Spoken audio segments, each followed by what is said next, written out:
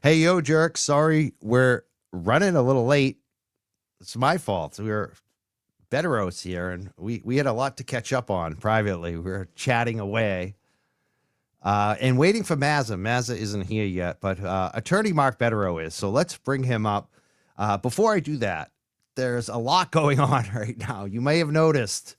I'm going to say don't watch that Kate Peters show tonight. Watch, I don't know. There's going to be LTL is going to be on at 9 p.m. I would check him out tonight if he's live. I've heard he is. He asked me to promote it, so check him out tonight at 9.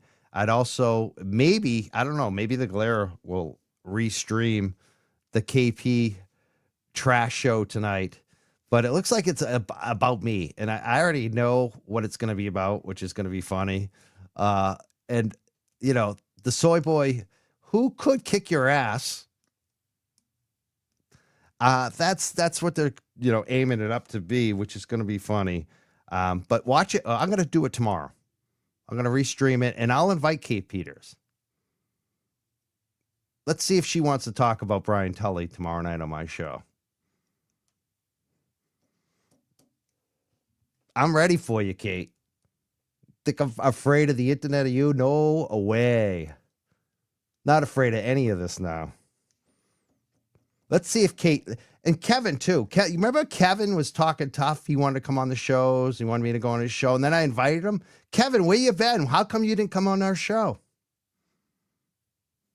So let's get to the main guest. This is exciting. We're not going to talk about the bull BS. It's division. That's all they're trying to do right now.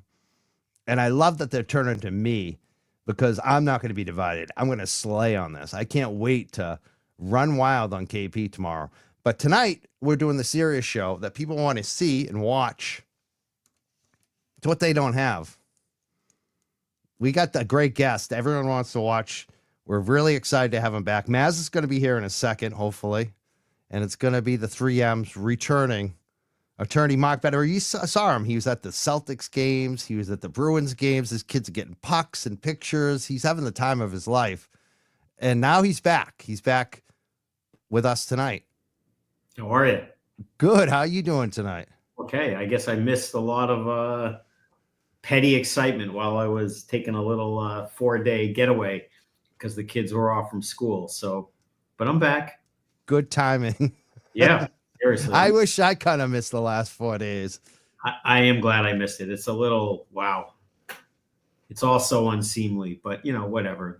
Everything surrounding this case is a little bit unseemly and a little bit crazy and has a whole lot of lunatics. So it does. But the thing is, it's nice to get back to the meat and to quote a guy named Sean, to get back to the meat and potatoes, which is the actual what's going on in court, what's going on with Karen Reed. Mm-hmm. Maybe even, I know you're Turtle Boy's attorney, maybe even some of his case, if you can talk about that. But where do you want to open this up? Because this is what people really come here for tonight, is they want to know what's going on legally, because it's been so much with the Supreme Court and the filings. You got brought up in the Bederow letters, and now part of the Karen Reed case, which is surreal for me in this show. And Mazza, we're just like wicked excited. Where do you want to open up? What do you want to talk about? Well, in all fairness, I have not seen the video from the SJC. I was away, and I have just not had time, even since I'm back, to watch that. I mean, I saw some of the news stories about it. I saw some people acting all concerned because the judges were asking difficult questions. Newsflash, that's how appellate oral argument works in every case. That's what judges do. I'm assuming they ask both sides tough questions. That's usually what they do. I wouldn't read into questions being asked meaning anything other than judge wants an answer, which may be to address their own skeptical belief in that attorney's position, or it could be that they do agree and they're trying to get another judge swayed to their side. So even amongst a panel of judges in an oral argument, in an appellate argument, sometimes there is a lot going on that may not be obvious to the casual observer who's not familiar with how the proceedings work. So you just have to wait and see what happens. I don't know, but I wouldn't read into because they asked Mr. Weinberg tough questions that it's over. So what'll happen next? Who knows? to me, it ought to go back for a hearing. That's not new information. But so in terms of the argument itself, I don't have much to add because I haven't seen it. I'm certainly aware of the filings that occurred in the past week, including I understand some of the stuff that we filed in our case has made its way into the underbelly of the Karen Reed case. Apparently, that's not surprising. Actually, it's not surprising that issues related to the district attorney's email talking about key witnesses in that case in communications that are improper based on content on a private server, private emails, that are a form of an ex parte communication. I did see some discussion online about whether it was an ex parte communication, and really we're splitting hairs. The communication involved witnesses, in the Karen Reed case, witnesses in Aiden's case, related to alleged allegations of witness tampering after a special prosecutor had already been hired by the Norfolk DA's office, which you saw we addressed in our filing, which is public record. So there's no problem in discussing what's in the public record, and anything involving key witness statements that is discoverable. And as you saw, there were communications that originated from Jennifer McCabe. That's a fact. That's not in dispute. She spoke to other witnesses that are presumably from the state police or some law enforcement agency. That would be discoverable. So it's not surprising that Karen Reed's attorneys would also, for slightly different reasons, get into what could be contained in that email and demand those communications. And, stick around because you might expect others to do the same, perhaps for different reasons.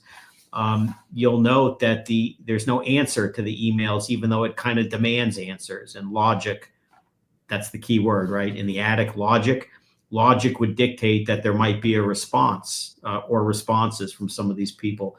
So, we'll have to wait and see. But it is a very big deal that it has entered the other case, and that the district attorney was making these clearly inappropriate communications on a private server, which can only really be done for two reasons, right? The first would be to possibly avoid disclosure to a criminal defendant in a case, or two, to avoid disclosure to a public Freedom of Information Act request, because those requests are done with search engines. No one assumes that there's going to be relevant communications on a private server. So they would look on the mass.gov server for anything that's responsive. And although, there were mass.gov emails on that chain from the judicial side, the other side, those names may not be in the keyword search. They may not show up. And, it's not like normal people are going to start just making FOIL requests, or FOIL in New York, we call it, but FOIA. Act or law, Freedom of Information Act, Freedom of Information laws, tomato. But who would be thinking to look for communications related to these cases from certain judges in Stoughton or in the central, judicial office or whatever? So all of that is certainly, worth discussing, as is this really crazy issue with this telematics thing. And if the defense is right, which, we can get into this in a little bit.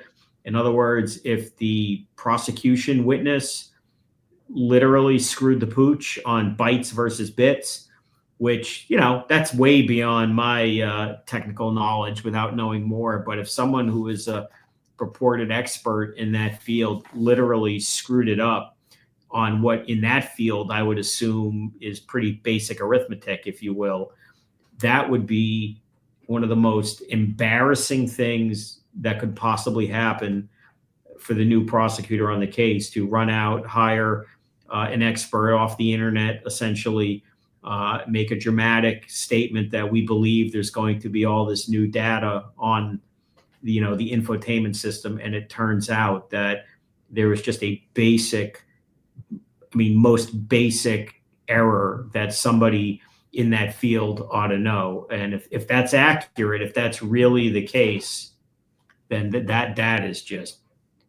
does not bode well for them. Also noticeable in that motion, from what I read, contrary to what I read on the internet from the Twitter lawyers, that the defense is essentially in agreement that if there is data that could be extracted, bring it on, that's fine. But they want to do it in a way that's careful to make sure that the DA's expert is not suggesting a technique that could, in essence, damage what information may even be available. So that's something worth watching. I mean, if the defense is right about that's just a catastrophic blunder by the new prosecution team right out of the gate. That's humiliating if it's true. Could that possibly lead to the expert being even challenged on their expertise? I mean, that seems like... I would expect it would. See, they're kind of screwed, because even if the judge allows all of this to happen and this guy testifies, he submitted an affidavit in a motion from the prosecutor, which appears to be technically, inaccurate. And what may appear to be understandable to people like you and me who are not in that field, to people in that field, I mean, it's like saying 2 + 2 = 5. I mean, that to a jury, that is going to undermine this witness could potentially be kneecapped, even if he passes the threshold of being allowed to testify. If he passes that threshold, comes in, and now the DA is stuck with him, and he's going to get grilled about what appears to be, bits and bytes. And, that's not a good starting point. So he's already wiped himself out before he's even gotten into the court. I'm not going to say he's wiped himself out, although what I would say is that, I guess the words I used were his credibility. Well, yeah, like kneecapped. well, it's true. I mean, again, because when you have an expert coming in, the idea is that, trust their knowledge, right? These are smart people and the whole purpose of an expert is to provide information that is beyond the ken of a regular layperson, meaning you just can't figure something out. You need an expert, and courts generally allow that. But when the expert can't compute basic memory on a device because they confuse bits and bytes, if that's true, I'm not technical, but it appears there's a lot of confidence in the defense filing, a lot, including from their own expert who has looked at this issue. So if that's the case, this is just a fiasco with a capital F for the new prosecution team out of the gate. Just terrible. Yeah, it's also backed up by our internet expert. We actually do have one on this stuff. Olivia Lambo. She like destroyed this. I just looked at her Twitter. I was like, oh, wow. Oh, wow. Thank you, Olivia. She's just so good. Like, we actually do have someone. They have Kevin. We have Olivia. It's funny because these are strange times, but when I first started doing this, the idea that you could learn things from people who are just obsessed with true crime and smart and analyze things and come up with ideas, it takes a very confident group of lawyers to recognize that you can get credible information worth exploring from all kinds of sources, from all kinds of people, and not assume I don't need to listen because I know everything. Trust me, I'm the lawyer. They obviously were paying attention, and I'm going to assume this is where it came from. Yeah, definitely. Mazza Media is here. What's up, Mazza? What's going on? Happy to be here tonight. At last. I'm here. I had a little bit of technical difficulties, so I was all ready to join the show 5 minutes ahead of time, and all of a sudden just had some errors pop up, and I'm like, oh, geez. So it was a little bit of a technical snag there. So what are you going to do? But I'm happy to be on the show. Mark Bederow is knocking it out of the park right now. And like he said, bits and bytes, they need to get it right, because there's a big difference. When you look at the numbers that are broken down on those documents, they're significant. It's absolutely shocking. And it's extremely frightening that you have people in positions of power in the state of Massachusetts, whether they're DAs or whatnot, that are communicating using an email that's private or personal. It's just not confidence inspiring at all, that these people are conducting themselves in a manner that's appropriate given the positions of power that they have, to say the least. And I'll leave it there to start. Everyone in the chat is very happy. The 3Ms. Oh yeah, they're a little celebration tonight. Feels good to be back. Well, right, it does. It does, but on the point, I mean, I don't think you can state this in strong enough terms. I mean, if this guy really screwed up the burgers and bites, that's his Twitter address. Bites and bits, burgers and bites. Yeah. Right. This is what happens when you go to the internet. It's just, anyway, if he truly screwed up this bits and bytes, the level of humiliation that has to be happening inside the walls of the DA's office is off the charts. I mean, that is just going to be embarrassing beyond anything that has happened so far in this case. And that's saying a lot, because they have a lot to be embarrassed for already. But you file a motion like that with these dramatic pronouncements of, there's going to be more data, and we think it's going to prove this and it's going to prove that. And it turns out that it's literally a simple math error that anyone in this field should have picked up. If that's what it turns out to be, then the witness is essentially kneecapped. I mean, his credibility as an expert doesn't mean he's a liar. It doesn't mean anything like that. But when you're an expert, you have to be the smart guy. You have to be the one that the jury is going to trust. And they're not going to trust an expert in a field like this who doesn't know the difference between a bit and a byte, when people who can go to Google can. Now, Mark, we covered a lot in that open. One of the things that we talked about was the emails, the Michael Morrissey emails. Considering what you're asking for, both the Karen Reed and the Aiden Carney defense, is it more likely that Michael Morrissey could be called in one of these instances, like in maybe even another trial we don't even know about? Is it possible, you think, that he could be called up if there's incriminating emails? It's possible. I mean, the real question is, how many times has this happened? We don't know, but to send high-ranking judges email from your personal account, and then you look at the content of the email, essentially banging the table, demanding all kinds of investigations and justice over an alleged leak of a document that was argued in a public courtroom, shortly there before. You factor in the direct line of communication that key witnesses on the Karen Reed case obviously have to the top floor of the DA's office. Depending on what other emails there may be, depending on what the content is, maybe.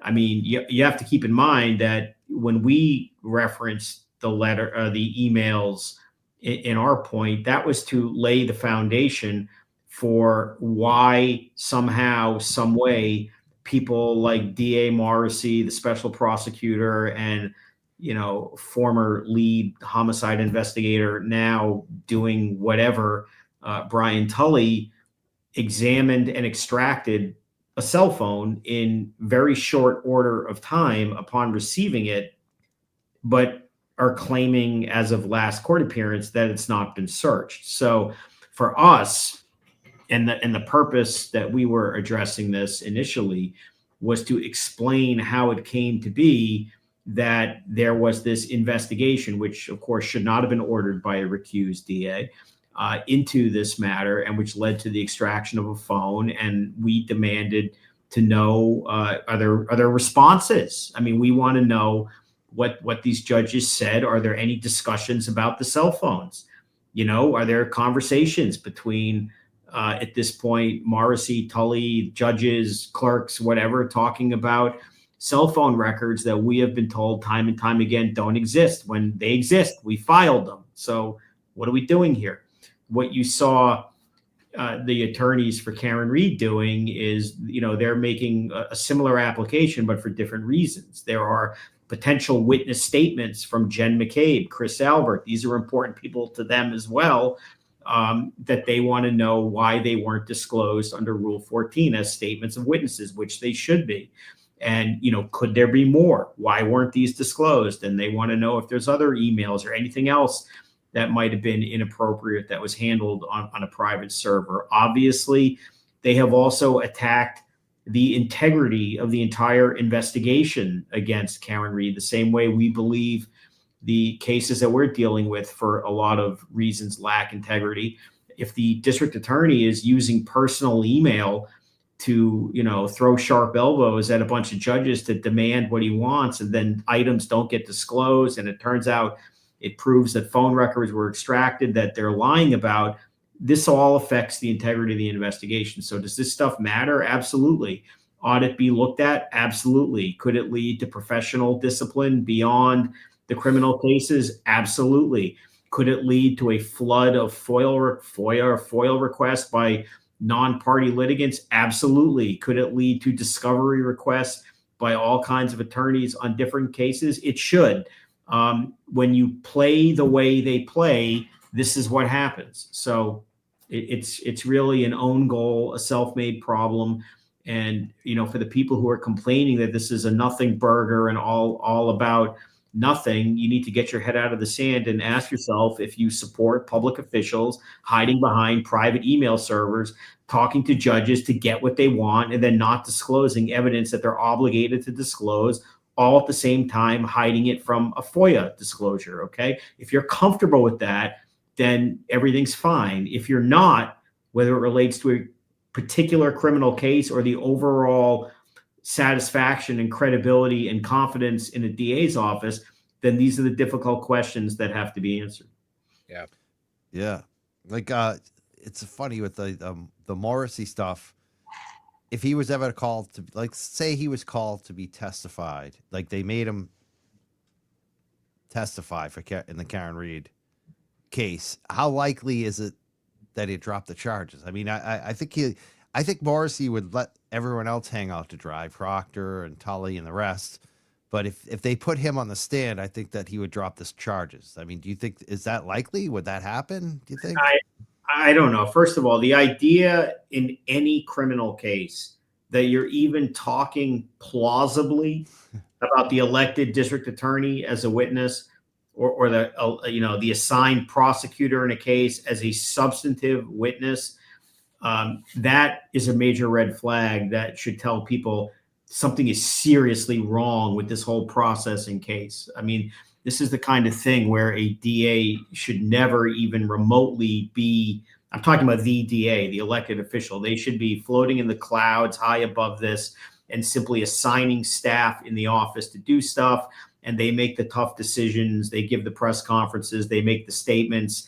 They, set the policy, whatever. But when the mud and the pie, the trenches, yeah, on their fingers, literally and figuratively here, that's just bad. That's it's bad. Like it's like a mafia, like the top guy doing the hits himself instead of having some guys do it for him, right? I mean, it's like you just don't do that. You didn't see John Gotti going around. No, I don't know. You know what I mean? I'm not gonna call it the mafia or compare the DA to John Gotti, but the fact that fingers, it's a good analogy. Sorry. It's the fact that these fingers are in the pie, and as the sausage is literally being made in these cases, is troubling and concerning and demands answers. And it demands questions. And the people who should be asking the questions are the candidates running for office and the media. And even to this day, I mean, there was a large press cycle over the recent filing a couple of days ago, and that was interesting. But no one still is asking the tough questions, which is, why are you using a private server? Why are you contacting these judges over these issues? How often do you get, messages or messages forwarded to you by Jen McCabe, who appears that she has a, pipeline to the corner office the same way? Isn't that crazy that hasn't been like a bigger story in the media? You would think that like Channel 25, Ted Daniel would be sitting outside his office every day reporting on this. Like, they're not answering. You know what I mean? Like, you think they would be chasing this guy down. Sure. And like, Listen, I don't get why it's not like front page news every friggin' day. I don't know why no one has asked that question of the DA, or, not to be repetitive because we've talked about this before, instead of talking about the fact, if you will, about, why does Whitey Bulger's lawyer have to prosecute, is prosecuting this case? The question is, why is Whitey Bulger's lawyer prosecuting the case? Nothing to do with Whitey Bulger, by the way. The point is, that's the lead of the story because it's interesting, it's earthy and whatnot. But the real question is, why is nobody in your office doing this case? Why is the prosecutor who tried the first case been relegated, as to a backbench? Is that a demotion? Did he refuse? Did no one else agree to do this? Turtle Boys reported that one of the major, prosecutors in that office, the top guy, has said no to it. Like, and no one else is. That's what's bugging me is that you're right. The rest of the media, we're all asking these questions. Turtle Boy's asking these questions. The YouTubers are leading on this again. Like, where's Channel 10? Where's 20? Where are they? It's like Clint Eastwood and Dirty Harry. There's a point. In Enter the Dragon, John Saxon does, there's a point I won't go beyond. That's the way it is with mainstream media. They'll report to a degree. They'll talk about some controversies, but they won't get in the mud and really get in the trenches and really start to report on this stuff and talk about the stuff that Aiden does and every other person on YouTube is doing right now and has been for quite some time, because there's a point they can't go beyond. And either that's because they see it and they don't want to talk about it, or they do see it and they don't want to talk about it, or they have certain people that they have allegiances with that are in powers of position in this state, and they're not allowed to go past that particular point. Could be mayors, governors, judges, I don't know. But there's a particular degree of that they won't talk about things that are blatantly obvious, that are clear as day, and they don't want to address it. They don't want to talk about it. And they know, like a lot of these media members know. I mean, there's media members that have been down at that courthouse day after day in Dedham this past year during the trial. They see it day in and day out. But then you question them, hey, what do you think? Do you think Karen Reed's guilty or innocent? Like, well, I really don't have an opinion. A lot of them do know, but it's about what they can and cannot say. That's just my opinion. I think there's some truth to that. I think they're also lazy too. Yeah, it's true. I agree too. Yeah. The motive is, I can just diagnose the problem, which is they continue to bury the lead. The lead here that, let's start with the DA's office and let's exclude in this country DAs from counties, tiny counties where the elected official it's him and one guy, but let's talk about moderate to large size DA's offices, of which this one applies. I mean, they've got 50 to 100 lawyers or whatever it is. It's not a tiny office. It's not a huge city office, but it's not a tiny office. And the question that they're not being asked, and for which the answer would be really critical, is if nobody in the office is willing to do it, nobody, and you're telling us that you don't have a conflict of interest because Lally is still quote unquote part of the team, okay? The rest of the DA's office from the appellate side is still on the team. There's no conflict here that they see like they see in some of these other cases. If everyone in your office who's experienced is telling you this is a bad idea, this is wrong, we don't believe in this case, the concern from the public should be that Michael Morrissey has to be the only DA in the United States of these sized offices who would say, thank you all for your opinions, duly noted. You all think there's no case here or it doesn't deserve us prosecuting. What I'm going to do is have you guys all take a seat over there, and I'm going to go to the piggy bank of other tax dollars that we have, and I'm going to go bring in a ringer, and you guys can sit right down and just come along for the ride, and I'm right and you're all wrong. That would never happen in any other DA's office, where the serious prosecutors, the experienced ones, the ones who know how to try cases, who know the law, know how to analyze and investigate, are telling the elected official, who is a title figure. He's a figurehead, okay? Has Michael Morrissey ever tried a case in his life? I don't even know. Has he ever stepped foot in a courtroom to try a case? I don't know. Has he ever investigated a case? I don't know. Most DAs are figureheads and politicians and rely on their staff to give advice. And sometimes they make the tough decision, but usually they defer to how the sausage is made, the nuts and bolts, and take advice from the people in the trenches who are very experienced. And in this case, he appears to have said, if the reports are true, I don't want to hear any of this. I'm just going to go hire someone else and charge the taxpayers more money. It just happens to be, somebody who represented a notorious murderer in the past. I don't care about that, but some people might. I don't know, but no one's asking that question. Yeah, ma'am. Yeah. I think another thing too about Michael Morrissey, just to kind of talk about him just a little bit more in depth. See, he kind of was very outspoken about the Karen Read case in public when he made a statement that it needs to stop, quote unquote. If he's making comments like he's doing, showing the level of interest in this case that he was showing in person when he made that speech, which was totally, in my particular opinion, nothing that he should have been doing at all as a DA. That's not his business to make a public speech or make a public address. The word you're looking for is unethical and unprofessional. Unethical. Under Rule 3.6 of every state's rules of professional conduct about trial publicity and making statements pronouncing certain people guilty, certain people not guilty, talking about the evidence and all of that. That was entirely an inappropriate statement. And whoever advised him of that is crazy. And the fact that he's willing to do it, in hostage video format raises more questions than provides answers, really. Right. Absolutely. Now, since we're on Morrissey's office, looking at Sandra Birchmore, you know about Sandra Birchmore. It's been reported that that assistant, her Morrissey's number 2, Beeland, that she passed on any charges on Matthew Farwell. Do you think, is it possible that she could become some type of witness in the Sandra Birchmore thing? I think you need more information. I mean, when we say like she passed on charges, I'd have to know, well, who recommended charges based on what evidence and what charges? I mean, if somebody came to her and said, we need to indict this Farwell for murder and here's the evidence, and she said no and just swept it away, then that's potentially a scandal of the highest order.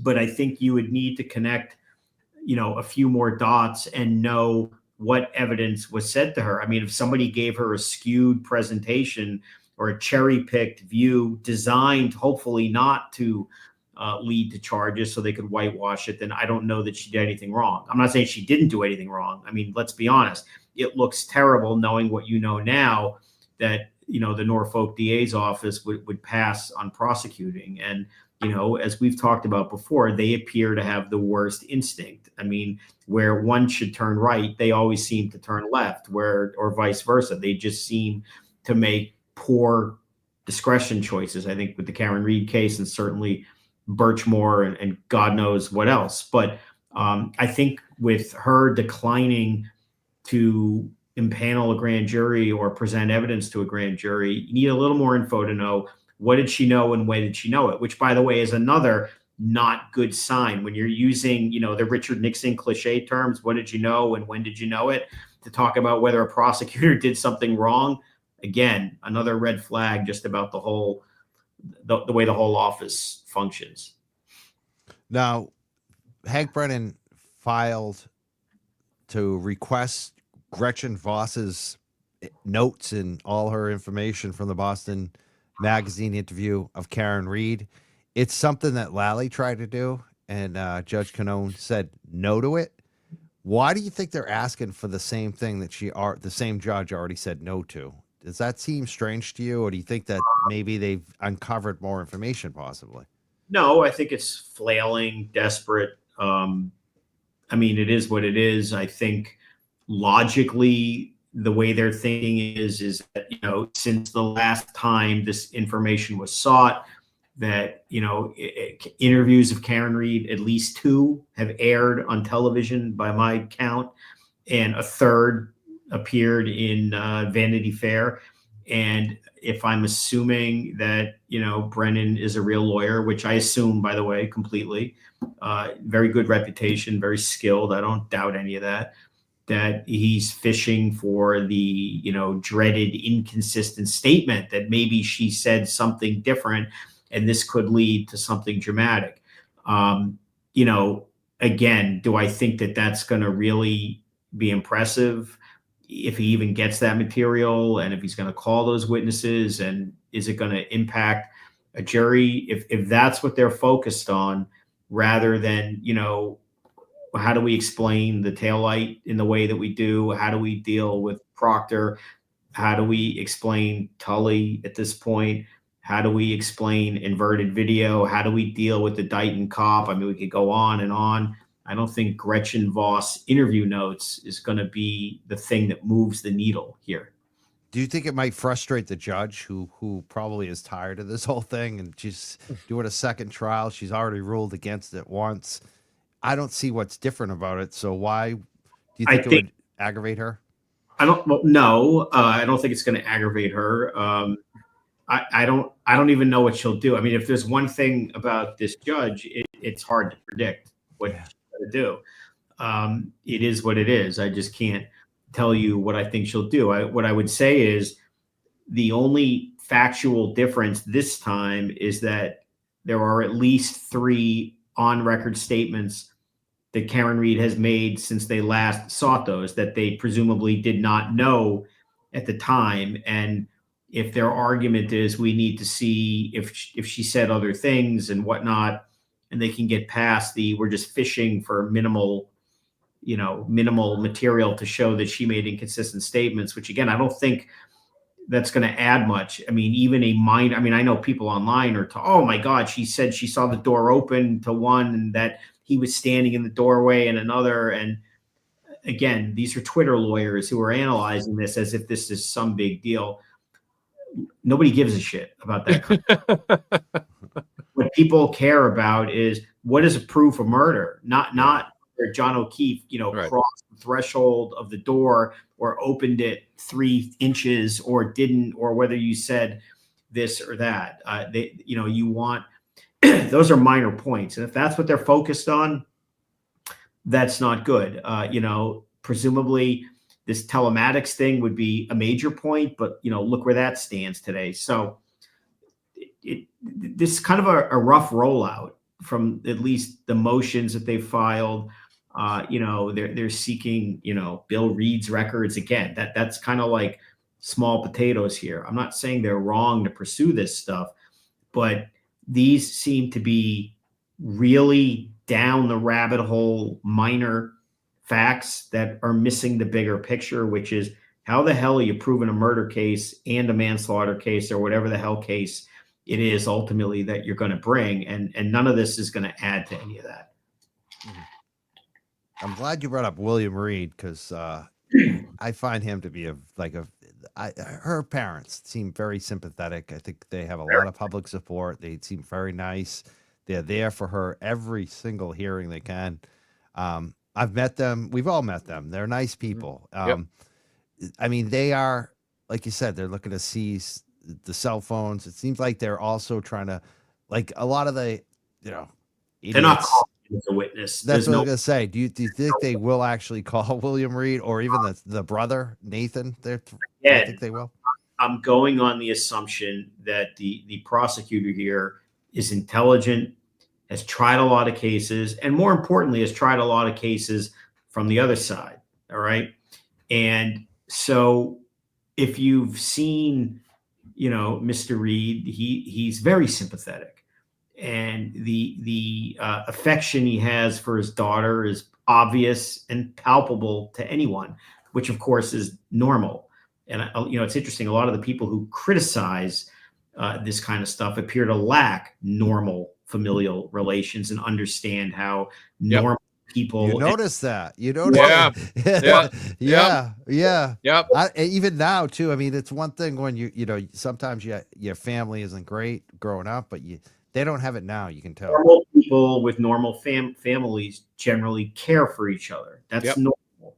Correct. That's not dysfunctional. But people who live on the internet and are dysfunctional and lack traditional familial relationships, maybe see things differently. But the point is that what a seasoned lawyer will see is that if Bill Reed were to testify, whether he'll come off as sympathetic to a jury. And the answer is, of course.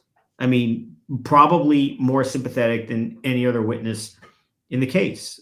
Certainly as sympathetic as, any of the O'Keefe family members were. Mhm. But, you would be calling him to talk about phone calls, which occurred at a time for which there would be an answer, which in the worst case would never establish anything, okay, other than that she called him in a time of crisis.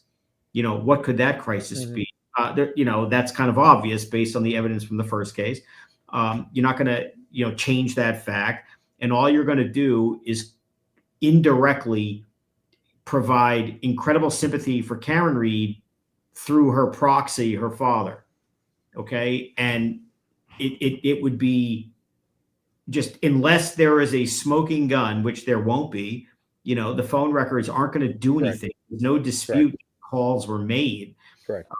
Unless there was some sort of smoking gun, Right. there is literally no benefit from the prosecution standpoint in calling her father to provide her with incredible sympathy. And that also would make it easier for the defense, to the extent they even had any thought to calling Karen Reed as a witness, up to add some sympathy. I'm not saying they would. I mean, I wouldn't, but that's just, lawyers generally don't call clients in any case unless it's absolutely necessary. But as far as garnering sympathy, it would come out through Bill or her brother as well. So this is probably a fishing expedition. The cynic could say, to try to exclude them from the courtroom. I don't want to believe that he's that jaded, to be candid with you. I don't know him. If he's a professional lawyer, I don't think that he would, I would hope, would not engage in some kind of, fakakta subpoena process just to exclude family member from the courtroom. So assuming that he's acting in good faith with this, at the end of the day, I cannot fathom that they would seriously say that calling her father would be a good idea. I don't think it's going to happen. They had to have known, obviously, that Bill and Karen had phone-based communications, and to try to dig into this now as opposed to the first case is shocking to me, because based on the fact that they were trying to do everything they could to throw Karen in jail originally, right? All these charges, everything that they dug up, everything they presented in court, most of the stuff manufactured, obviously, right? Why wouldn't they have gone for this and tried to make something of this then, if there was anything that they could make a point on in that first trial? Now it's just grasping at straws. It's trying to say, well, there's got to be something in there. We got to dig. It's, if you guys were so certain that there was something in there to begin with, why not do it when you were manufacturing everything you could to try to throw Karen Reed in jail the first time? That's just my point. Well, there's no question that these are issues that were readily obvious and apparent a year and a half, 2 years ago, and should have been done then. New prosecutor comes in and takes the tone, I suppose, internally. Well, why the hell didn't anybody do this? So we'll do it now. But again, the optics, a couple months out, I know they're going to delay the trial almost certainly, which is fine. But the stuff that they appear to be fire drill preparing for this trial mostly seem to be really on the periphery here, really not important. And the one thing that arguably could be important, apparently their internet expert screwed the pooch because he doesn't know the difference between bits and bytes, apparently. So, that's not good. No. That's not good. It's the equivalent of the Sallyport inverted footage. I mean, you guys don't know the difference between bits and bytes and whether or not the Sallyport footage is inverted or not. I mean, obviously they did. Sallyport is worse because that's deliberate. Yeah. That's intentional. That almost certainly involved a witness who committed perjury, may or may not have involved a prosecutor suborning perjury. So the Sallyport video is actually even worse. But to your point, I don't know, maybe focus on that and fix that and worry less about, why a distraught woman who couldn't find her boyfriend, and was in a panic, called her father, who is, pretty much the closest person or closest relation she has on the planet. And in a moment of need, daughter called her father. I mean, I don't know about you, but this is like not earth shattering stuff to me at all. It would just like you said, it would humanize her. He would humanize her. Well, Like she's the daughter. Bill, I like Bill. He cares about his daughter. You'd want to protect that. I mean, people criticizing this, who have the Twitter law degrees and do the Twitter analysis, most of them have no relationships in real life. They just live on the internet. They attack people. They come from dysfunctional backgrounds. I don't mean that in a critical sense. A lot of people come from difficult family situations, but they get out of it. That's why they make sure their life is good now. People who are finding it a smoking gun to think that in a time of crisis, that in a normal family, child calls parent for support. And they don't realize that most people recognize that. Most jurors recognize that. And oh, by the way, the witness that you're trying to get to destroy his child, so to speak, is going to come off as one of the most sympathetic, decent, charismatic father figures that you could find. So, I believe that Brennan knows that. Again, he's not a dumb guy. He's tried a lot of cases. He, understands how this game is played and what's a good move and what's not a good move. It's just a subpoena. It doesn't lock them into doing anything. But, if you try to read the tea leaves from all the subpoenas and investigative things that are going on out there, there does seem to be a lot of small potatoes. And the one big one appears to be blowing up in their face, at least at the moment, if this bits and bytes thing is right. Right. And, additionally to the phone thing again with Bill Reed, it's not like Bill drove down to an Air Force base somewhere in the middle of the morning and tried to, just tamper with his phone or something. So, I mean, I guess if we're looking at controversy, it seems to be the other side of this coin that's the difference. The difference. Bill Reed didn't pull a Higgins. Yeah. Not only that, but I suppose the difference is that he would say, yeah, I answered the phone and I spoke to my daughter, as opposed to, it wasn't a butt dial. It wasn't a butt dial. He didn't tamper with his phone. Right. I mean, if they put him on the stand, I mean, first of all, if they want to go ahead and do it, that's fine, because Bill's going to knock it out of the park. The man's smart, intelligent. He's a gentleman. He's a great guy. And the jury's just going to sit there and say, gee, I really like your dad a lot. My goodness, how can I possibly send his daughter to jail? So if they want to put Bill on the stand, please. Absolutely. That's what will happen. I don't think it's going to happen. No, no, I don't think Let's talk about another thing that might or might not happen. April, both the defense and the prosecution, it's the jury, the retrial was expected for January. They're both asking for April now. Knowing this judge, we've watched her. What do you think she's going to say to April? Well, I think, again, there's like a step, that everybody's skipping, which is what happens in the SJC. I mean, this becomes a non-starter if they send it back for a hearing, which I don't know whether they will or they won't.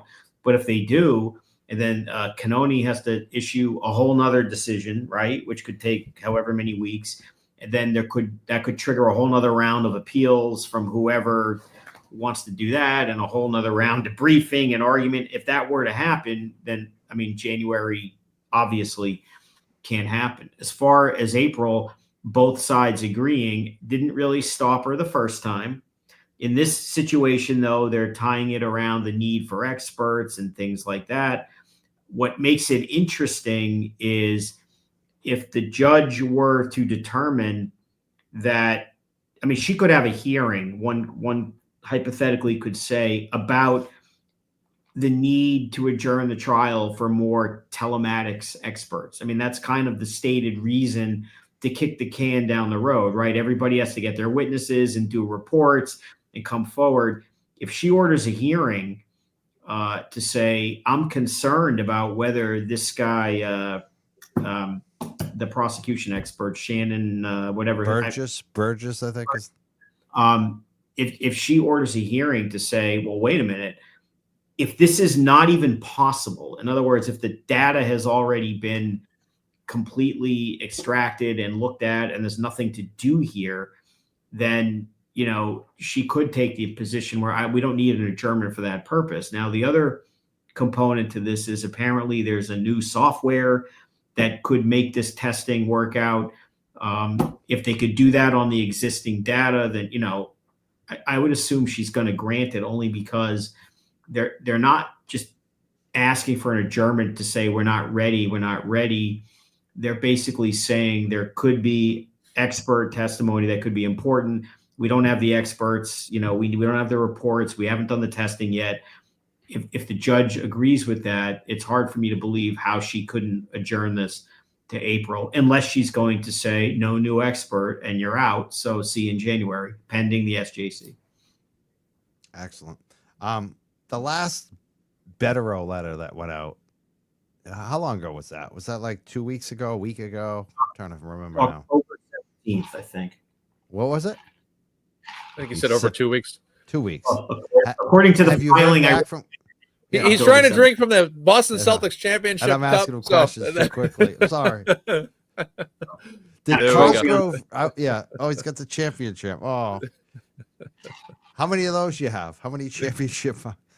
Well, we got these on opening night, and there were four of us there, two of whom are young. And if the adult gets one, you're starting out at least three, right? Because we have to have, for $2,000 the same cheap plastic cups. So we actually have four. Yeah, nice, beautiful.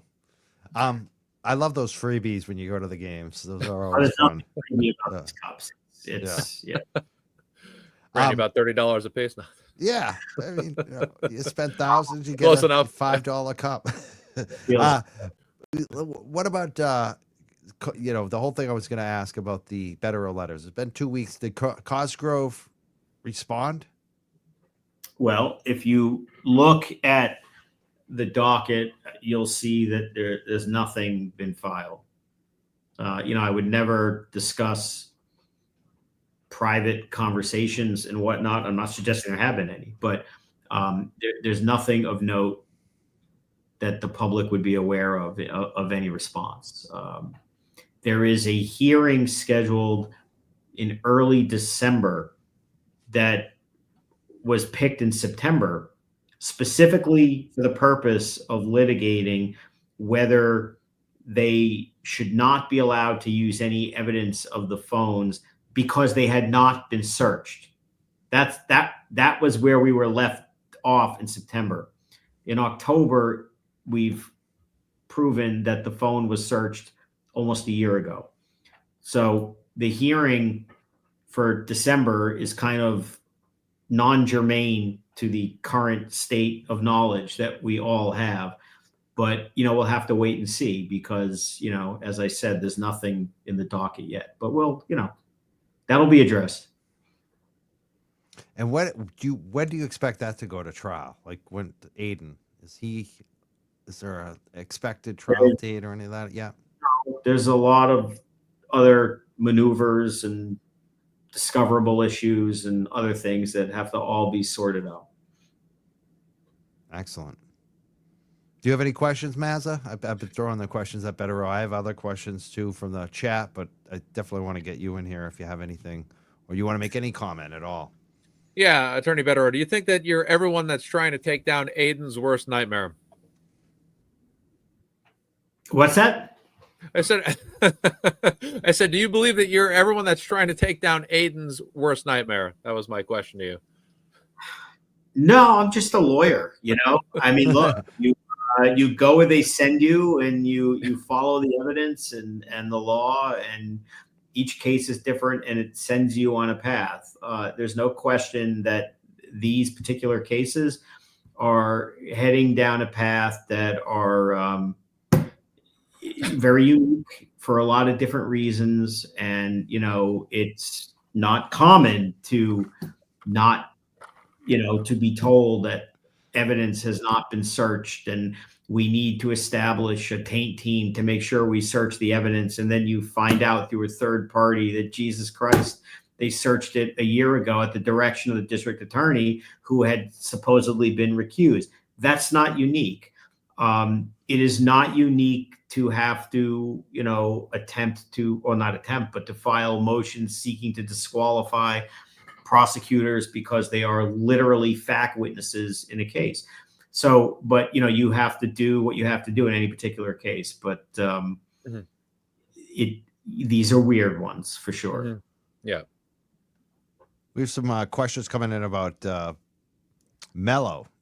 Is Mello still part of this case? Do we know anything on that on the record at all? Anything you can say? There's a hearing in January that is to address that issue of. It's an evidentiary hearing that's been scheduled. At that hearing, he'd have to testify. I expect other people would have to testify about these issues unless they determine or somebody tells us different that he's no longer involved. But as of now, that hearing is scheduled. Excellent. Let's look at some of the chat questions. We get quite a few come up. I'm going to put it on my large screen so I can actually, can I? Hold on one second. My eyes are failing me on this monitor, so I have to do everything like with bad eyes. I've been saying this for months. I need new glasses. Let me find them. Hold on one second.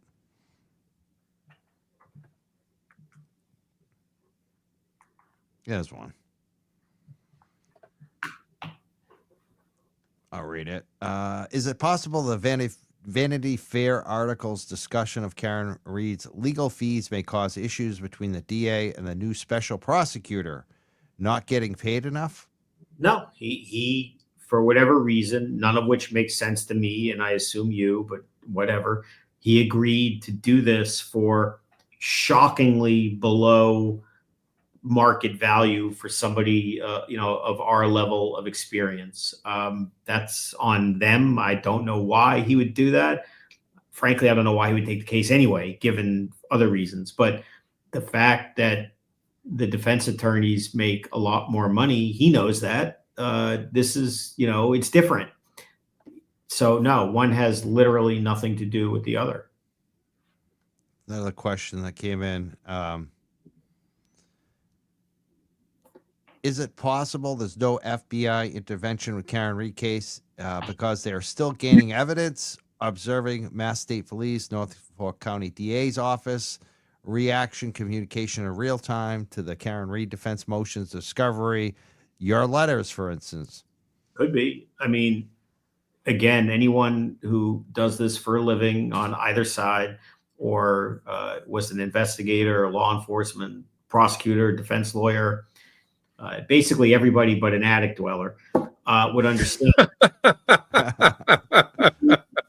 FBI and the U.S. attorney is slow and steady, and they don't indict unless they think they can crush and win, unless there's some ongoing public safety thing where you got to get somebody off the street because they're a menace to society, which this is not that. So I have no idea whether the feds are going to do anything or not. But when these, experts on Twitter tell you that there are no feds because it would have happened or they interviewed witnesses ago, don't listen to Twitter investigators, attic dwellers, and Twitter lawyers. Ask people who have prosecuted cases or defended federal investigations, and they will tell you, we will all tell you that there are times where you could have a witness who is or a subject, even a target of a federal investigation, and the dance that goes on with them can take months and months and sometimes even longer. Something goes dormant, and the next thing you know, you get the call. Or in certain cases, you get the knock, which is definitely not what you want. I don't know if that's going to happen here, but just because a couple of witnesses were thrown in a grand jury before the first trial and no charges resulted doesn't mean nothing is happening. I'm sure people were making the same points about a month and a half ago about Sandra Birchmore, and then look what happened. It happens. We don't know what's going to happen here. The defense seems pretty confident that something's going to happen. The feds did turn over a ton of information in the first trial, a lot of which was exculpatory. That's a rare thing. These TUI disclosures are not an everyday occurrence. They're extraordinarily rare, as in almost never. So, that would be concerning to me if I were the prosecutor. I would be concerned about another dump before the next trial, because there may be material that no longer needs to be protected that they may feel can be disclosed. I don't know. But I would not read into the fact that just because nothing has happened, that something is never going to happen. But I don't know. Yeah. Not Haley Walbrecht has a question. They said, could it be that Morrissey started using his personal email to shield his emails from the feds? Do you think that? I mean, I didn't think of that. That's a. Well, I mean, I think that's a logical thing. Look, you have to do it for a reason. And as we said earlier, the really only two reasons that come to mind are, I don't want any defendants to get it, or I don't want the public to get it. There's no other reason to do it. Now, the real question is this a one-off, or is this kind of a thing?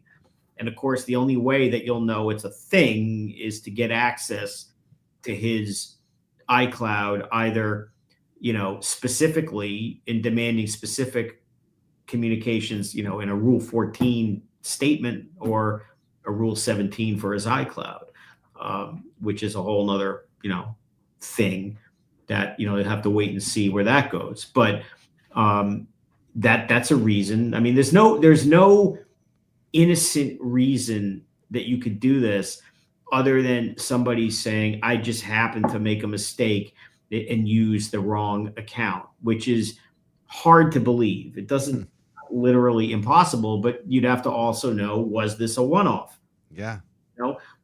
Why did the one-off just happen to be the one that you were talking to what appears to be half the executive wing of every courthouse, involving communications that came to you regarding, Jennifer McCabe and Chris Albert, who will both appear to have a pipeline to law enforcement, right? Chris Albert can get people arrested over ducks and protesting at the call. He's got the bat phone to the state police, the duck phone, whatever, right to the state police. It appears, at least as it related to this, that Jennifer McCabe had a similar pipeline. I mean, these are concerning issues. Why is that being addressed on a public server? Obviously, if the feds were monitoring his communications and had any kind of wiretaps I don't know if there's wiretaps. We've heard about it, which are very hard to get, by the way. If there are wiretaps, then that means they're up to their neck in an investigation. You can't just get a wiretap because they say, I want to tap, especially a sitting district attorney. Yeah, exactly. That requires signatures in Washington, D.C. to do. A lot of oversight on something like that for a DA. Yeah. That can potentially go to like the Attorney General of the U.S. or support level. But in terms of, or if they were, receiving search warrants or subpoenas for his email, could he switch over? Maybe. I mean, I think that's a logical thing. But the answer is we don't know, because we don't know if it's a one-off or not. We only have the one email because for some reason a clerk of court decided to take the email and hand it to a third party. I mean, this is not something that we would even discover if these people didn't inexplicably hand it to a third party. Wow. Right. Wow. I'd love to know who that third party is. We don't know, do we? It hasn't been publicly released. Well, I mean, if you read the letters, I mean, it's kind of in there. It's not, the email was just gifted. I mean, it was thrown. Read the letter. It's pretty obvious. Yeah. I'm gonna read it more closely and figure that out. Let's a few more questions here. Shouldn't the defense team request Peggy, John Sr., and Paul O'Keefe's phones? No, it's not how it works. I know a lot of stuff online about this case does feel like tit for tat and, fighting in the sandbox. So you do this, I'll do that. In a professional courtroom, they are stating a reason to get Mr. Reed's and Nathan's phones. Not a very compelling one in my view, but I get what they're trying to do.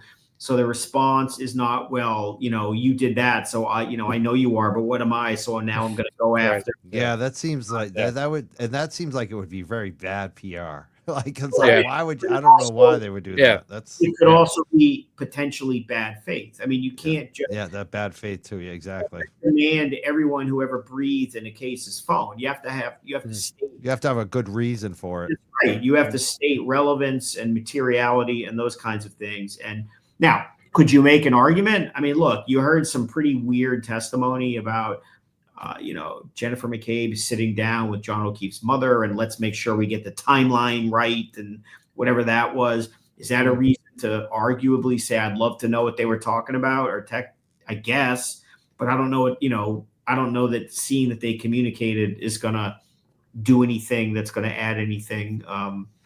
So I don't think they're going to do that. I think the defense has much bigger fish to fry than to see, Exactly. who John O'Keefe's mother was talking to. And she deserves privacy about that kind of stuff anyway, unless there's a reason that's relevant to the case, which Exactly. I don't think there is. I want to interject real quick, Mike, with a question for Attorney Mark Bederow. So Ted Daniel reported that the defense team filed requests that transcripts from sidebars that occurred during Karen Reed's first trial be released. Do you know what the value of that would be? Could you explain that for us? That was something I was a little bit intrigued by. It could be that they want to cite some of the things that occurred at the sidebars in motions, whether they be motions in limine, over evidence that might be admissible or not, with some of her rulings that she made about, as each judge is different, but this judge does all business at sidebar. There's no reason for that stuff to be sealed. The public has a right to that information as well. If it occurs in a public courtroom and there's no reason for stuff to be sealed, or, the word of the day in Massachusetts is impounded, then it ought to be as if it occurred in public court, where everyone's watching.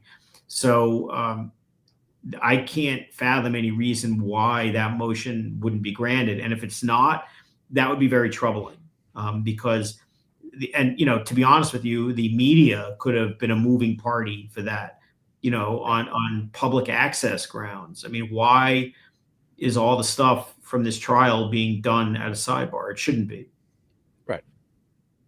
Right. Or it shouldn't be. I shouldn't say it shouldn't be at sidebar. It shouldn't be sealed or impounded. Mm-hmm. Excellent question. Thank you. From Furious, we got another question, technical question. When a person gets their devices back from the government, would that person get forensic testing to see what was done on the phones while they were in the government's care? If you want to pay for it, you could. Whether that would turn up some digital footprints and whatnot, I suppose you could. But it's not that they would or wouldn't. It's still a capitalist society. It's still a market-driven thing. And if you want to hire a cell phone expert to look at your phone and say, did anybody tinker with this, or what did they take, to the extent it can be done, you could do that. But most people don't do that, but you could. Now, Aiden's, if you can't speak on something, obviously you can't. But Aiden's phones have been seized, his computers. He's been trying to get them back. Same thing with Karen Reed's car. They still have her car. They still have his phones. Both of them, I think, are being harmed by the seizures. Like, how do they get them back? Like, why haven't they? Especially Aiden, I think, with the phone and the computer. But I'm going to speak generally, not about him. And what I mean is, cell phones and computers in 2024, or even 2023, 22 in this case, that is what a journalist uses more than anything else. That has files, notes, source information, contact information, information that if in the wrong hands, people could see. So to deprive a journalist of their key assets that they use for business over the course of a year, particularly when in the normal course of business, and this is, you've seen this in Norfolk County. We saw Melanie talk about this a few weeks ago, a month ago, and certainly in my own experience, whether it be the FBI, the NYPD, or even the Manhattan DA or the Queens DA, they take a phone, they can image the phone in a matter of a couple hours and literally make an exact carbon copy of the phone as it existed at that point in time, which ultimately, as you know, leads to the 10,000 page Celebrite report, basically, and then they can give the device back. They're not doing that in this case, and again, it's not just a regular citizen; it's a journalist. So this has real First Amendment, stifling his right to report. And if you want to be more jaded and cynical, you could also ask, why are they so obsessed with not giving the phones back, and why have they said they haven't searched them when they did? What did they look for? Were they really looking at evidence of witness tampering, or are they looking for, does this guy talk to the FBI? Does this guy know things that we'd like to know? Are we under investigation? Is he talking to Karen Reed? What does he know? What are they, that kind of thing. And they haven't returned these devices in what's now over a year, and have claimed they haven't been searched. And we just attached a 5-page excerpt of an extraction report from Celebrite from October of 2023. So that whole situation is very troubling. But putting him aside as an individual, I mean, taking the phones and computers of a journalist and just not extracting them. I mean, they could make an image and then hold it for the taint team, but nothing's happening here. And, you're getting different stories about what has happened, right, and getting different representations about, whether the phone was searched. We're being told in open court it's not being searched, but then, there's witnesses testifying under oath describing, I looked at the phone and here's what I saw. So, which is it? This is crazy town. Crazy town. That's right. But let's talk about Karen Reed's car too, because I feel like, to me, it seems unfair that they have her car for this long, where they could, like they're talking about these Micron chips. They could just pull the chips out and make her replace the chips, but she's paying all this money. She's paying, the monthly, what do you call that? Mortgage on the car, the loan, it just seems unfair. Yes, although it's a little different. So, and I don't put much stock in the case, as you know, but the car itself, unlike the phones in Aiden's case, is real evidence. It, like the actual vehicle, in theory, if you're going to prosecute her, you want the jury to see it. You want them to see how the taillights are positioned. You want them to see any number of things. I get from an evidentiary standpoint. For example, in my own practice, vehicles are seized all the time. And a lot of times the DA will release the car. But there are conditions, obviously they get to photograph it. If they were going to get a warrant or whatever, they get to do all that first. You're not going to argue the following. You'll agree and consent that it looked like this. There are cases, though, rare cases, where the prosecutor may not agree to that. This may be one of those where they want the jury to see the car, see where the taillight is and that sort of thing. So as awful as it is about the lease payments, and which sucks, you have to take the insurance off the car, obviously, right away, so you're not paying for that. As offensive as it is personally, as a tactical decision, I get even these people can be reasonable, from what I'm saying. I don't think keeping the car as real evidence is an overreach. I don't think it's going to give them what they want, but if you're going to do this case, you kind of want the car. I get that. Another question that came in, might Brennan be helping Morrissey protect himself from the federal investigation while seeming to prepare for a second trial that may not even happen? I hope not. If he is, and there was proof of that, then, if Morrissey were to get indicted, then, Brennan could find himself as a witness or an unindicted co-conspirator or an indicted one. That can't possibly be what's happening here. I don't know what's happening. I can't, in my mind, process that an experienced and skilled criminal defense attorney would do this to help, conspire with the I can't go that far. Having said that, I don't know why he would take it for such a small amount of money. And I don't know why he would take it based on purely reputational reasons for what it could do when this thing explodes in your face in spectacular fashion. And already it could be. I mean, again, with bits and bytes. I mean, that's embarrassing beyond belief. No lawyer wants to find themselves in that situation right out of the gate. So, but I don't know. I don't believe he is literally entered into some kind of illegal agreement to spy on the feds. I mean, he hates the feds because of Whitey Bulger. Okay. Whatever. I mean, lawyers represent clients all the time, and it doesn't, to me, it just doesn't matter. I don't read into that.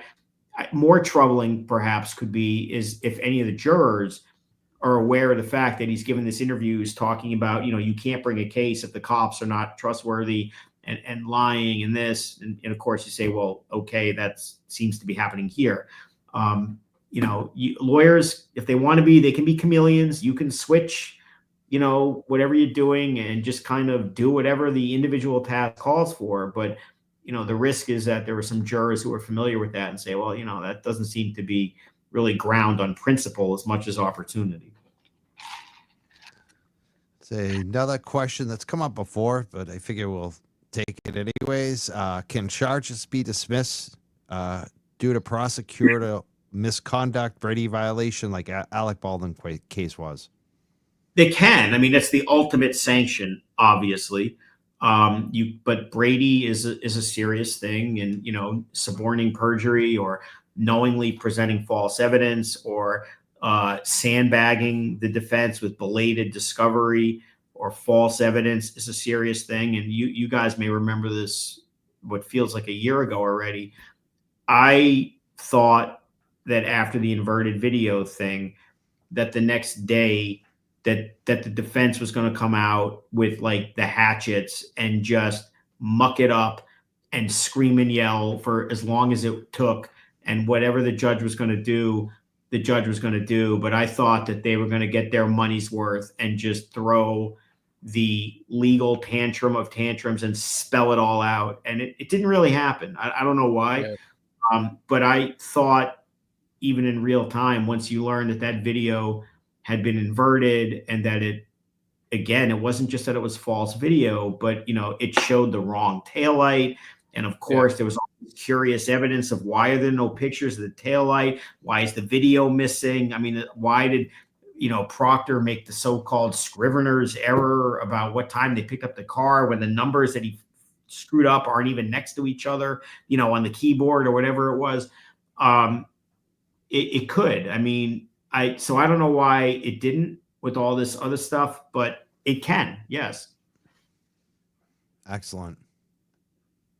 A lot of good commentary, a lot of good questions tonight from the audience tonight. I want to appreciate you for all your questions. If you have any other questions, definitely drop them in the chat right now. It'll be a good time. Mazza, do you have anything? I know you have a show this week, right? Tomorrow, actually, 6:30 p.m. What's going on there? Tell us about that quickly. Mizzy, Paul Christopher, and Deanna Corby are joining me tomorrow night, and we are going to be discussing essentially the Standout Wednesday. That's November 13th from 2 p.m. to 5 p.m. outside of Michael Morrissey's office at 45 Shaman Road in Canton, Mass. This is basically going to be a gathering of multiple individuals who have faced injustice, from Karen Reed, John O'Keefe, Sandra Birchmore, Justin Root, and Trooper Enrique Delgado Garcia. There's going to be a big standout again outside Michael Morrissey's office from 2 to 5 on Wednesday. So tomorrow night, Mizzy's going to be on the show. Again, Paul and Deanna to discuss everything that's going on, and it's going to be a big gathering out there. And again, just continuing to push the message forward here about what it is that we're looking for collectively from one movement to another.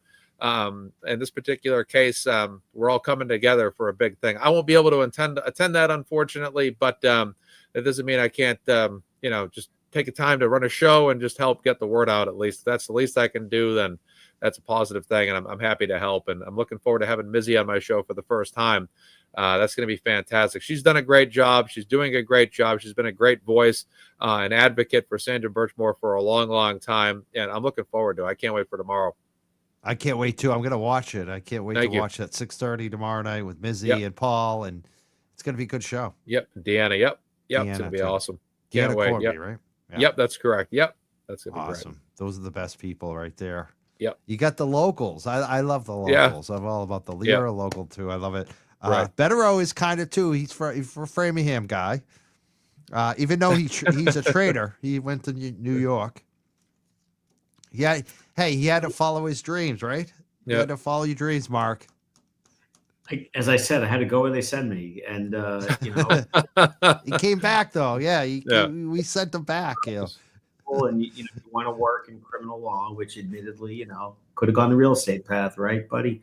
But speaking of real estate, did you see that Bill Burr on Saturday Night Live last night? No. He's in Canton, Massachusetts. He does this open, right? And he basically compared Kamala, who's also a former prosecutor, by the way, to a real estate agent. And I'm like, has he been watching our shows and lifted jokes? Bill Burr, because he's from Canton. I think he might be watching. Bill, come on the show. We'd love to have you if you're watching. I swear to God. I think he lifted that joke. I swear to God. Yeah, you should. That would be a good get, would be to get any, so-called normal people, or at least well-established people who are either from Canton or live in Canton, to just kind of give their view on all of this. Yeah, it would be wild. We don't even have to talk about it if you don't want to, Bill. We could talk about anything with you. I just thought that was funny. I'm like, this is too coincidental. But yeah, I mean, we've had a great show, a lot of comments. I just want to tell people in the chat right now and pinned, I want to thank MJ, Stephanie, Jennifer, Scott, our moderators tonight. They're in the chat. MJ just posted the Karen Reed Defense Fund. We got it pinned in the chat right now. So if you want to donate, definitely consider that, or the Turtle Boy Aiden Carney Defense Fund. I'm sorry. Go ahead. I'm sorry. I jumped. I say we want to continue to raise funds for them. It's so major to raise money for those defense funds. Go ahead, Mark. If you do get Bill Burr, which I knew it from Massachusetts, as Saul Goodman would say, let's get down to brass tacks and talk about his role in Breaking Bad, which, as you know, is my all-time favorite show. I mean, he had a semi-recurring role as one of Saul Goodman's kind of knucklehead fixer goons. I don't know. You're looking at me like I didn't even know he was on that. Like, it's funny because I've watched some of Breaking Bad, but I didn't watch everything, so I don't know. Breaking Bad.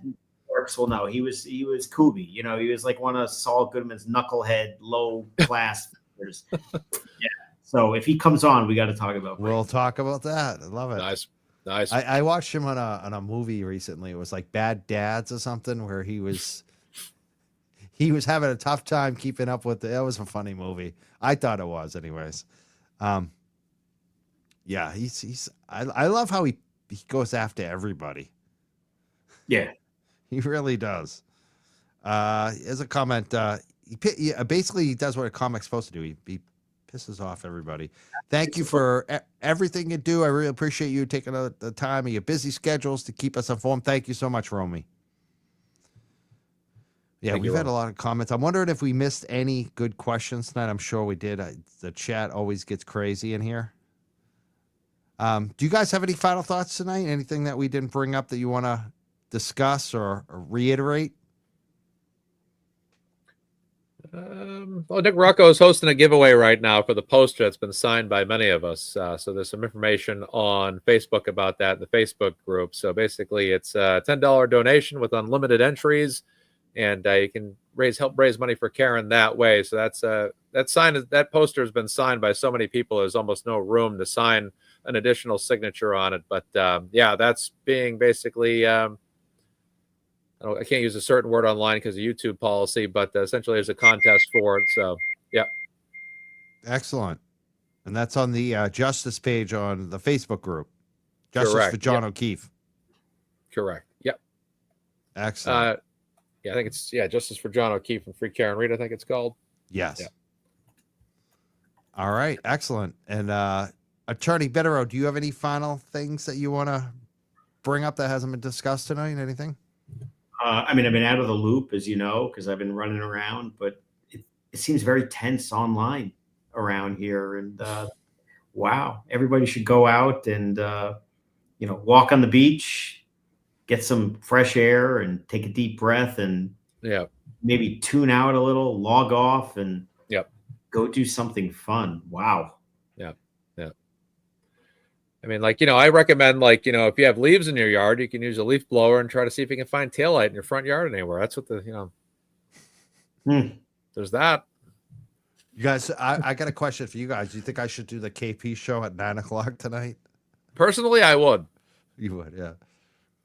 I mean, I wouldn't personally, but if I were you, I would, because if someone's going to take a shot at me like that, I'd be like, well, may as well do live commentary on that. And, that way a lot of us won't have to wonder what she's saying by going to her channel. We can just tune right into the you think Young I Jurks. should just do it on my channel? Yeah. But right. I mean, I'm thinking about doing that tomorrow night, actually, but I know, a lot of people will still watch it on her channel tonight, but I'm talking about actually, I think that, I said to her, have her, if you're going to, attack me, have me on your show tonight. Yeah. And some of those trolls got back. I think they are talking to her. I think they're trying to get me on her show tonight. But I mean, it's last minute. We just did this show. It's like, I don't want to do double shows, especially when it's going to be tense like that. If she wants to, I want to have her on my show tomorrow night. Like, if she wants to, that's what I'm looking at right now, thinking about. Yeah. Think I should have her on my show tomorrow night? Is my question, I guess. I can't even touch that. I would just say this. I would not go on Court TV if invited.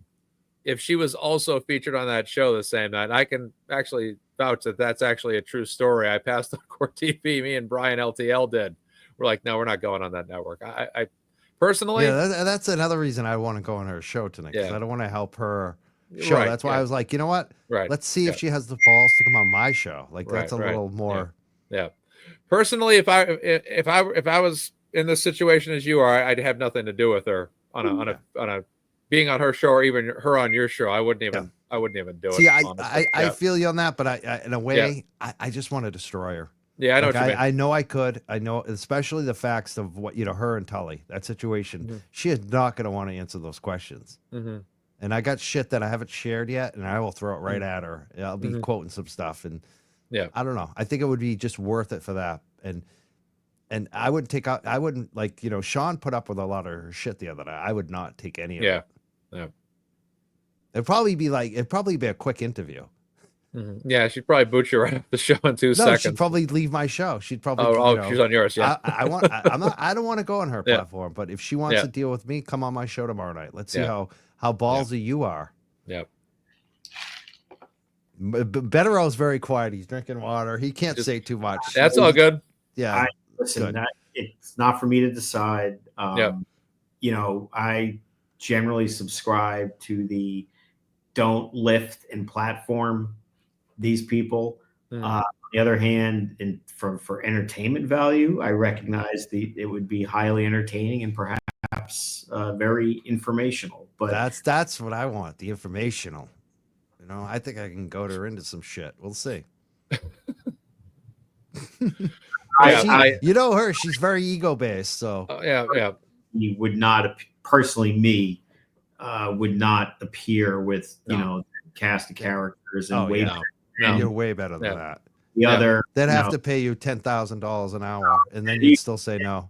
I mean, months ago when it was any 10 drunks in a bar, the attic dweller kept trying to let's settle this online, and I wouldn't be seen anywhere with somebody like that. It's just lifting him, higher up from the cesspool to the main floor, and I just assume not do that.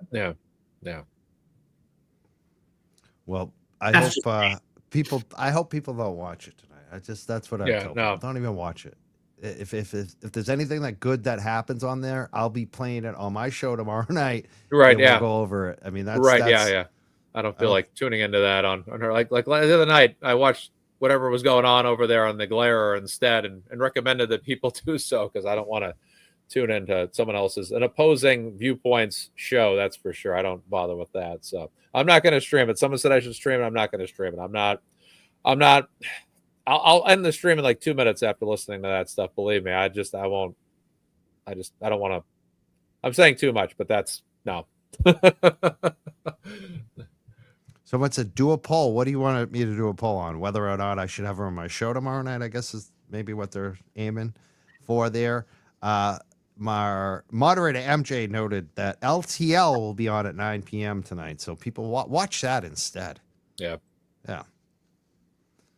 Excellent. Well, I appreciate you guys so much. Thank you, Mike.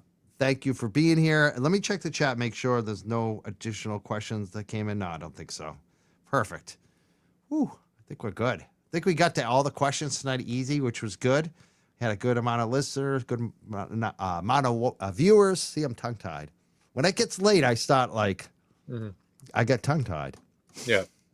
That's why I don't want to. That's why I'm definitely not doing her show tonight. No, don't. If she wants to do it, she's got to come on my show tomorrow night. That's where I'm leaving it. Yeah. But I appreciate you guys again. Mazza Media, follow him. He's on Twitter. He's on YouTube. Tomorrow night, 6:30. He's got a great show. Make sure you check him out. Thank you so much, Mazza Media, for being here tonight. Sounds good. And thank you, Attorney Mark Bederow. He's at Bederow Law on Twitter. He's also got BederowLaw.com is the website. If you're in any type of criminal situation, especially the major ones, not like the little stuff. I don't. Do you even do OUIs and shit like that? You don't do that stuff, right? Do you? Listen, whatever helps pay the mortgage. We're not snobby. If there's always nobody should be dismissed out of hand because it's too big or too small. All right. So if you got criminal issues in the state of New York or Massachusetts now, right? It depends. I mean, Depends, it's kind of a thing now. But I'm not admitted literally in Massachusetts, but in the right situation, it's worth getting admitted pro hoc, such as if you have real estate issues as well, we can reach out to you, Mark, right? I guess in Massachusetts, the other kinds of cases would be real estate or rubber ducks, things like that. You could help with eviction from yellow cottages too. If anyone needs to get rid of a guy in the attic. Yeah. Not touching that one either. All right. I think we had enough fun tonight. This was man. It was a good reunion tonight. When was the last time we did a show? Was it like 2 weeks ago? I think it was like a week ago. 10 days ago? Yeah, a week ago. It seems like a while. People were like, when are you guys doing a show again? They start like the people posting like the Jones and like this. Like, they need it. There was a lot of developments the last week, but as interesting as it was, nothing beats, time with the kids, doing things, having, real life fun with family. As interesting as all this is. So that was priority one last week. Yeah, you got it. How many games did you get in? 3 and 3 nights. We saw what was supposed to be the Tatum revenge game, and instead had PTSD to the Celtics teams of about 2 or 3 years ago, where they just kind of did. Well, Mazza knows what they always used to do, just kind of implode late. Then the next night we went to the Bruins game, which was an overtime winner with 20 seconds, and that was she got on the big board. She got to meet her favorite player, got a puck. So that was that was a big one. And then the last night we went to that god awful game against Brooklyn, which was a terrible game for about 3 quarters. And they pulled it out. Kind of like the Bucks game tonight. I don't know if you watched that, but it started out the same way, just terrible. And it came back and won. Yeah, that was good. So it was good. We of course went to Kowloon always, right? Went to some other places to eat, had some good food, some good time, some good family time. So win-win-win. That's awesome. Excellent. Yeah, Kowloon again. Always. Yeah. Always. Great place. Great food. Love it. Hey, the Patriots won today too. That was great news. They handled business. are no longer bottom dwellers by themselves. What's their record now? They have what, 3 wins? Is that right? 3? 3 wins, 7 losses. 3 and They're 7. tied with the 3-win Jets, if you can believe that. What if Yeah. they keep winning and actually like make the playoffs 9 and 7? They're not going to make the playoffs, but they're screwing up their. You never know. Bill Belichick used to run the table. Right, Remember he yeah. used to do that though? They have a Like, quarterback. That's kind of the Yeah. real story here. he's good. They don't have much else, but obviously that's the best place to start. So that's Yeah. Hopefully we don't jinx it and he doesn't ever get Right. hurt, because Well, that kid's gonna be good if he stays healthy. Oh, sure. Stop leading with his head. He runs. Exactly. off. That's what Yeah. scares me. Yeah. He's too gung ho. Yeah. He reminds me of Steve Grogan. He's a madman. Then Grogan, the knees got knocked out and he Yeah. wasn't as mobile. Yeah. Defense Awesome. today, they were sack machines. It was awesome. Loved Yeah. it. It was just every 2 seconds. Man, they're bad. I didn't Yeah. realize they were that bad. Yeah. But it's interesting. May looked like the better quarterback than Williams for sure, at least Yeah. by a lot. That's amazing how quick he just jumped right in there. He's pretty. I mean, he had a terrible interception today, but Yeah, other he than did. that, he Yeah. generally makes pretty good decisions for a rookie. When to throw it away, when to run. When to, he doesn't have that like rookie meathead brain. Right. So He's well managed. Yeah, he does a great job making decisions and not forcing, passes and all that downfield. He's good. He's really good at that.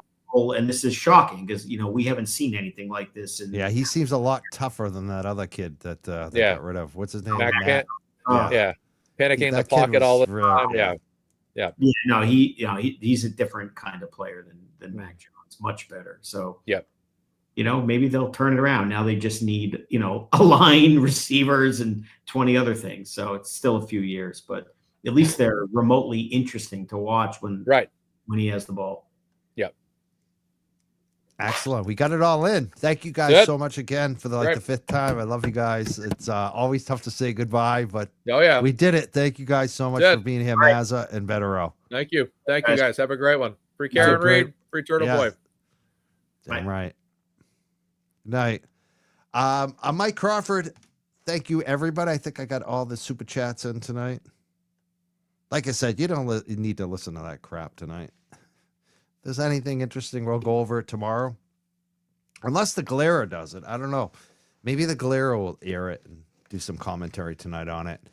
Definitely check out LTL at 9 p.m.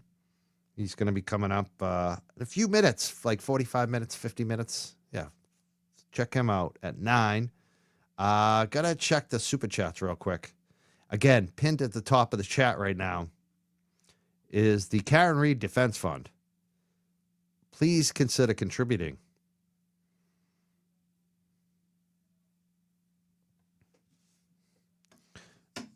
Oh, I want to thank Christina, who sent $15 tonight on the Venmo app. She just says MMM for the 3 M's. Thank you so much, Christina. Janice sent $20, and she says, my favorite coverage of Karen Reed. Thank you. Thank you so much, Janice. I'm glad we're your favorites. There's a lot of good coverage out there, too. I can't say I have a top favorite, but it's nice to hear that. Thank you so much. Pamela sent $20 as well. She said, thanks, Mike. I loved your ethical fights. Keep being you. Thank you so much, Pamela. Erica Madden, our friend from the Star Drive-In, putting the phone by my heart. Thank you, Erica. She sent a $50. She said, free Karen Reed holiday vendor craft fair at the Star Drive-In Sunday, December 8th, 5 to 8:30 p.m. So check that out. This is going to be December 8th. It's a Sunday, 5 to 8:30. This is in Taunton, the Star Drive-In. You can look them up. They got a great place there. She says, we need to borrow holiday blow-ups. Please reach out to Tom CPU.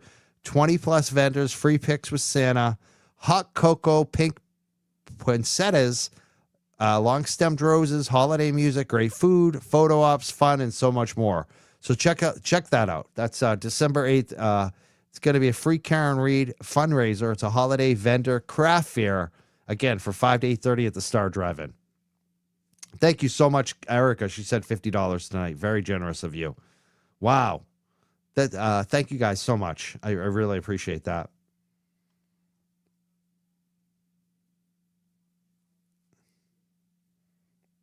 hopefully I can get the Cash App ones up because I've been having a problem bringing those up. I don't know why. Let me check. Last time I couldn't bring them up at all.